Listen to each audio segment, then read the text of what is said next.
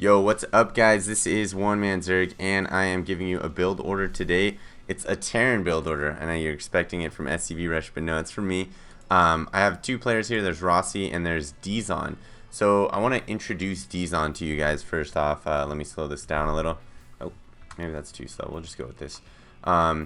He is a high-level Masters player. He says he gets queued up versus Grandmasters somewhat frequently.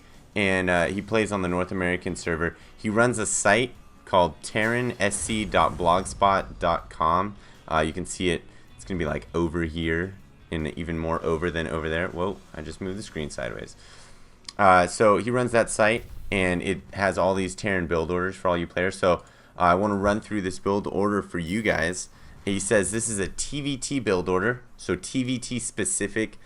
Some comments on his site. Yeah, if you have questions, you can go to his site and ask him questions. He's pretty cool. Saw he answered a lot of the posts there. If you have questions, you go there. But some comments were this also works versus Zerg, so you might want to try it versus Zerg as well. But this is specifically designed for TvT, and you can see it is a TvT. So what's he gonna do? He's gonna do some very normal things. He's gonna do a supply depot on 10. He's gonna do a barracks on 12. You can see he has that, and he's gonna just constantly pump Marines. He's going to do refinery right here on 13, so 10, 12, 13, and then he's going to get his orbital on 15 with that. And then when he gets to 100 gas, he's going to make a factory. And then I'm not going to go over the supply depot timings on this because he doesn't go over that either. But, you know, pretty standard supply depot timings just so that you don't get supply capped. So I think you're going to do it at like 15 or 16, you know, and then probably again at like 23. So here he's got 100 gas, uses it for his factory, and then I'm going to fast forward this. And, you know, just keep pumping SCVs and keep pumping some Marines. And he says one of the weaknesses of this build is that there can be early proxy racks, because you can see you only have one barracks. You're going to get that reactor early. You're not going to have that many Marines, so you got to watch out for that. And then if they get preemptive Vikings or siege mode, he says that also hurts this, because this is a timing push. So your goal is to optimize your army at around the 7-minute mark and then push out. So let's get back into this build. So he makes his factory when he has 100 minerals or 100 gas, and then he gets when he gets his next 50 gas, he gets I think he gets a tech lab, or not a tech lab, a reactor on his barracks, and then he gets a starport and he gets a tech lab on his tank while he's getting that starport, or tech lab on his tank on his factory while he's getting that starport.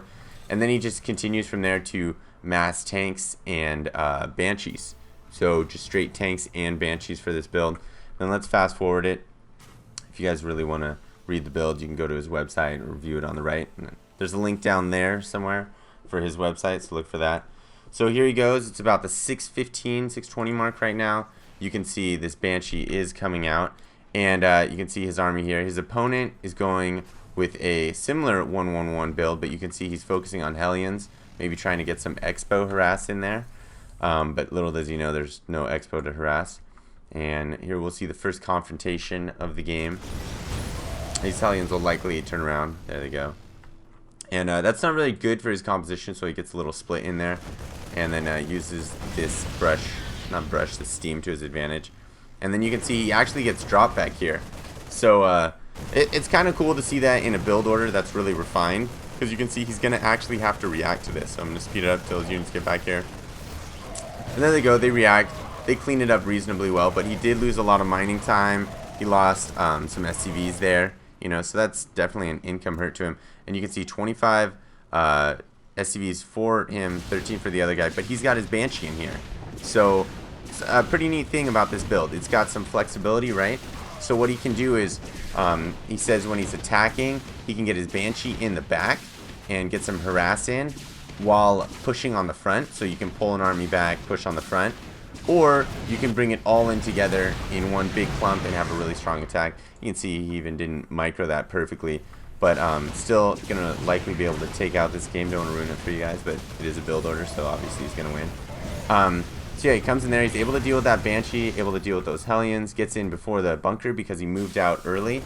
And you can see, he even had to pull back, and then he moved out again. And he just gets in here with these troops, able to do a lot of damage. This Banshee luckily clears up all those Marines, so it's not going to have a problem finishing that tank. But you can see Dizon's army is pretty strong. And then he's able to come in here again with another banshee and just kind of clean up this matchup. And so his opponent right here is going to GG. Well, not GG, he's going to LOL, because that's what he does. But very flexible build here that he has. You know, it produces a really strong army.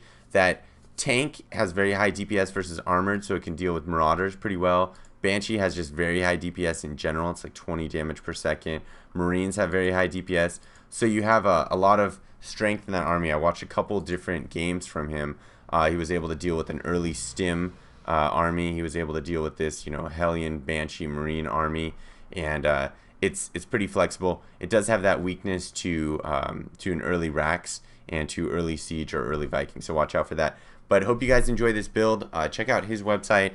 We'll also post the video on our website as well. And go to his website if you have questions about it, because he is posting these high-level strategies, and he is taking out master-level players with these strategies and grandmaster-level players with these strategies.